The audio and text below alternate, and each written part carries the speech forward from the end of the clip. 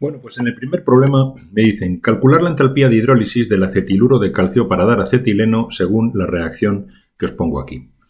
Teniendo en cuenta los siguientes datos, me dan las entalpías de formación del CO2, del agua líquida, del carburo de calcio sólido, del hidróxido de calcio sólido y finalmente la entalpía de combustión del acetileno. ¿De acuerdo? Me piden también dibujar el diagrama de reacción indicando los reactivos y los productos. Muy bien, lo primero que haré será poner todas las reacciones que a mí me están dando como dato, ¿de acuerdo? Para poder luego manejarlas.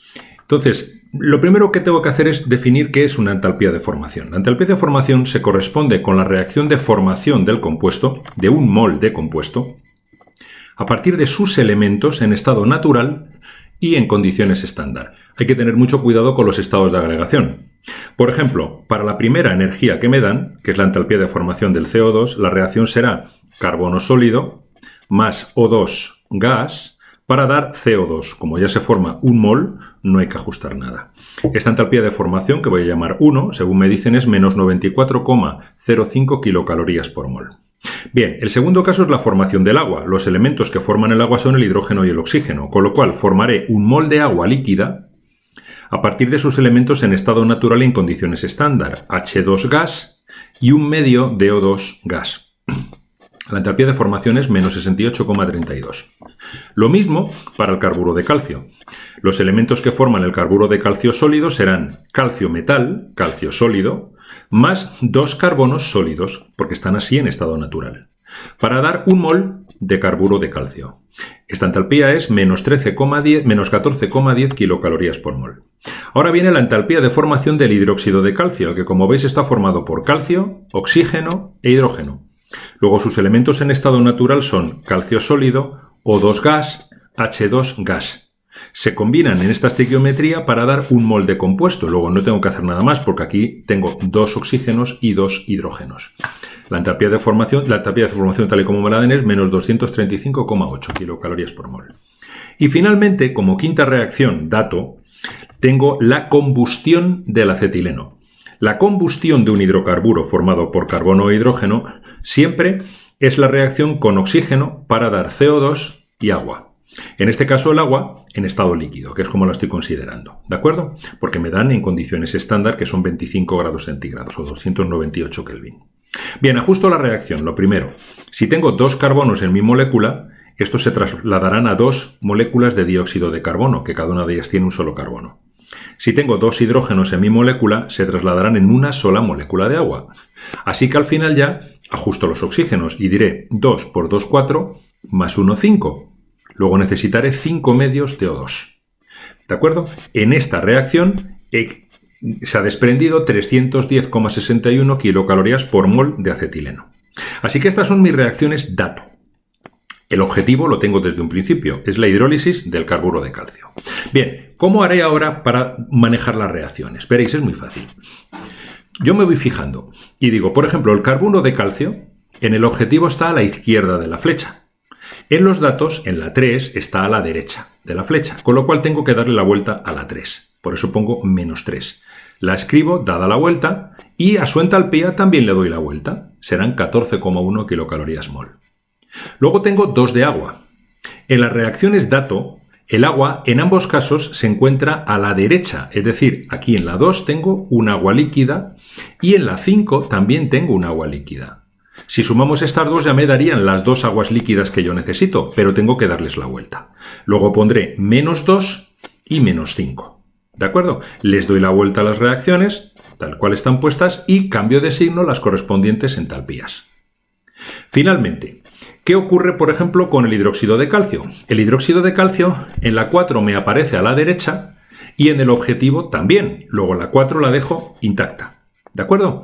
Pero si observamos, aquí me van a quedar algunos átomos que todavía no puedo eliminar, como por ejemplo estos 2 carbonos que me quedan aquí a la derecha como consecuencia de haber dado la vuelta a la reacción 3. ¿Cómo los eliminaré? Los eliminaré con la única reacción que me aporta carbono, que es la 1, que es la formación del CO2. Pero claro, como están aquí a la derecha, esta reacción 1 en la cual el carbono está a la izquierda, no la voy a tocar, pero la voy a multiplicar por 2, dado que necesito 2 carbonos. Así que la dejo como está, en cuanto al sentido, pero multiplico por 2. 2 carbonos más 2 otros, 2 de CO2. Multiplico por 2 su entalpía. ¿De acuerdo? Así que ahora al sumar, fijaros, se me va por un lado este calcio que tenéis aquí, el calcio que tenéis aquí, se me va con este de aquí. Se tienen que ir las mismas cosas a la derecha y a la izquierda de la flecha. Estos 2 carbonos se me van con estos 2. ¿De acuerdo? Este hidrógeno de aquí se me va a ir a la derecha de la flecha con este de aquí que está a la izquierda de la flecha. 1 medio de O2 y 5 medios de O2 dan 3 de O2, que se me van con 2 más 1, 3. Se me va también este CO2, 2 de CO2 con estos 2 de CO2. ¿De acuerdo? Y observad que lo único que me queda es carburo de calcio, 1 más 2 moléculas de agua a la izquierda, para dar hidróxido de calcio más acetileno. Es decir, ya tengo mi reacción objetivo. Si sumando las reacciones he conseguido mi reacción objetivo, no tengo más que sumar todas las entalpías tal cual están puestas ya para obtener la entalpía de la reacción global, 30,87. Menos 30,87. Ya estáis viendo que es una reacción exotérmica, desprende calor. ¿Cómo haremos el diagrama? En el diagrama pondremos los reactivos a una determinada entalpía de reactivos y los productos por debajo a otra determinada entalpía, pero por debajo de la anterior, dado que es una reacción exotérmica y por tanto se desprende energía. Aquí estamos desprendiendo energía. ¿De acuerdo? Bien. ¿Cómo lo pondremos? Aquí ponemos nuestros reactivos. Este sería el estado de transición o estado activado, llamadlo como queráis, ¿de acuerdo? De alta energía, a partir del cual llegaremos a los productos. La diferencia entre reactivos y productos es la entalpía, porque estoy representando entalpía en ordenadas, que son los menos 30,87 kilocalorías. ¿De acuerdo? Reacción exotérmica, eso significa que los productos están por debajo de energía que los reactivos. Es decir, la entalpía de los productos es menor que la entalpía de los reactivos, por tanto, la variación de entalpía, que son siempre la final menos la inicial, como este es menor que esta, me da negativo, reacción exotérmica. Y este problema ya está hecho. Vamos al siguiente. En el siguiente me dan unos datos en una tabla relativos a las entalpías de formación del etanol, del oxígeno molecular, del CO2 y del agua líquida. Son estas. Observad que la entalpía de formación del oxígeno es 0. Eso es debido a que se trata de un elemento en estado natural y en condiciones estándar, como O2. Cualquier entalpía de formación de un elemento en estado natural y en condiciones estándar es 0. ¿De acuerdo? Cualquiera. Siempre y cuando esté en condiciones estándar, claro, y en estado natural. Vale, me dan también las entropías. Observad que el oxígeno aquí, su entropía no es 0, evidentemente, porque un elemento en estado natural también tiene un grado de desorden, claro. Os hago notar este cerito que os tengo puesto aquí. Estas son las condiciones estándar. Es decir, condiciones estándar supone una temperatura de 298 grados Kelvin o 25 grados centígrados, que os va a hacer falta. Bien, con estos datos me piden que calcule la variación de energía libre de Gibbs estándar para la combustión del etanol. ¿De acuerdo? Aquí había una pequeña rata, es etanol. Lo primero que hago es poner la reacción y ajustarla. La reacción de combustión del etanol, el etanol, fijaros que será C2H6O, ¿de acuerdo? Líquido más O2 para dar CO2 y agua. Bien, tengo 2 carbonos aquí que se me trasladarán en 2 de CO2. Tengo 6 hidrógenos aquí que se me trasladarán a 3 de agua. A la derecha entonces tendré 2 por 2, 4 más 3, 7 oxígenos. Si a 7 oxígenos a la derecha yo le resto el que tiene el etanol, me quedan 6, por lo cual necesitaré 3 de oxígeno para que reaccionen con él. Muy bien. ¿Cómo haré la entalpía libre de Gibbs o energía libre de Gibbs? Pues a través de la fórmula que ya conocemos. La energía libre de Gibbs es igual a la entalpía menos la temperatura absoluta por la variación de entropía. La temperatura es 298 Kelvin. ¿Cómo calcularé la entalpía de la reacción? Bueno, como me dan las entalpías de formación, yo puedo decir que la entalpía de la reacción va a ser el sumatorio de las entalpías de formación de los productos multiplicada por sus correspondientes coeficientes estequiométricos menos las entalpías de formación de los reactivos multiplicadas por los correspondientes coeficientes estequiométricos. Si sustituyo lo que me dan en la tabla, me queda una entalpía de reacción que tenéis aquí, ¿de acuerdo? Menos 1302,8 kilojulios mol. Lo he pasado a julios, ahora veréis por qué. Luego serían 1.302.800. Voy a hacer exactamente lo mismo con la entropía. En este caso, la diferencia de entropía será el sumatorio de las entropías absolutas de los productos multiplicados por sus correspondientes coeficientes, menos el sumatorio de las entropías absolutas de los reactivos multiplicadas por cada uno de sus coeficientes. Es decir, esta expresión que tenéis aquí. Si sustituyo lo que me ponen en la tabla, me queda una entropía de menos 138,59 julios partido por Kelvin y por mol. Os hago notar las unidades. Esto lo tengo en julios, mientras que el otro lo obtuve en kilojulios. Por eso lo he pasado a julios. Este es un error que soléis cometer mucho. Cuando tenéis que sustituir en la fórmula de energía libre de Gibbs la entalpía y la entropía, tenéis que aseguraros de que las unidades son las mismas. Me da igual que lo pongáis en kilojulios o en julios, pero tienen que ser las mismas. Sustituyendo aquí en julios, entonces me aparece una energía libre de Gibbs de menos 1261 kilojulios. Como veis, en condiciones estándar el proceso es espontáneo, dado que la energía libre de Gibbs en esas condiciones es negativa. ¿De acuerdo? Primer punto resuelto. Segundo punto. Temperatura de equilibrio. Bueno, para hacer este apartado voy a tener que suponer que la variación de entalpía y la variación de entropía que yo he calculado previamente no varían con la temperatura. Voy a tener que utilizar las que he calculado a 25 grados centígrados. ¿De acuerdo? Así que tomaré como condición de equilibrio que el incremento de G es 0. E igualo y despejo la temperatura. Esta temperatura será el cociente entre la variación de entalpía y la variación de entropía. Eso me da 9400 grados Kelvin. ¿De acuerdo? Esa es la temperatura de equilibrio.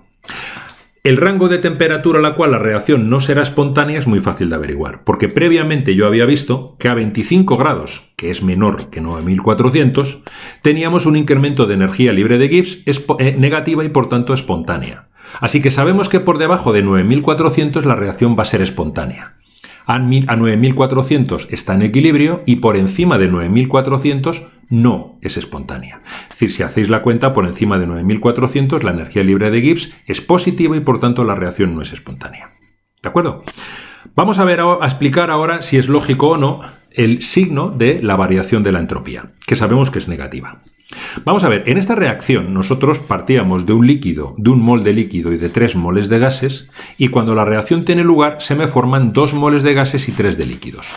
A efectos de entropía, los líquidos y los sólidos afectan muy poquito a las variaciones de entropía, ¿de acuerdo? Son los gases que tienen un altísimo grado de desorden los que más van a influir. Así que la influencia que pueden tener estos dos líquidos, a pesar de que tenemos un mol a la izquierda y 3 a la derecha, la voy a considerar totalmente despreciable a efectos de la variación de entropía.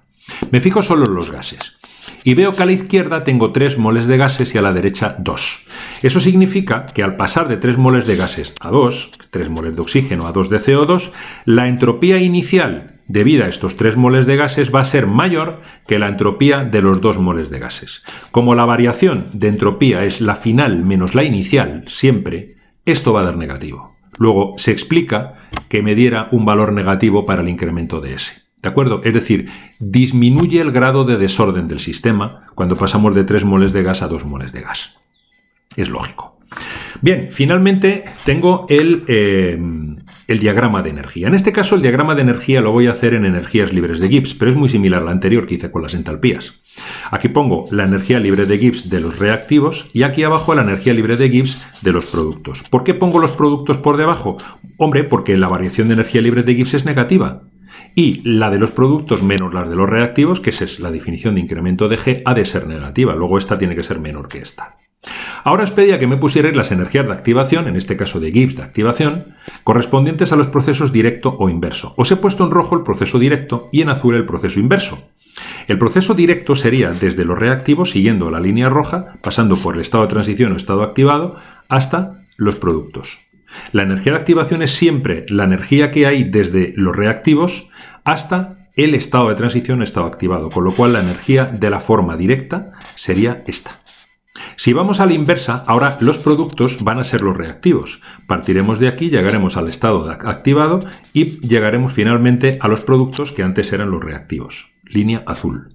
Como veis ahora, la energía de activación o la entalpía libre de Gibbs de activación para llegar al estado de transición desde los nuevos reactivos será toda esta que veis aquí. No lo pedí en el problema, pero para que tengáis la información. Si queréis vosotros averiguar la energía libre de Gibbs de la reacción en base a estas dos de activación, siempre será la del directo menos la del inverso. ¿Entendido? Siempre. Y de esa manera os quedará el signo correcto. Siempre directo menos inverso, recordadlo.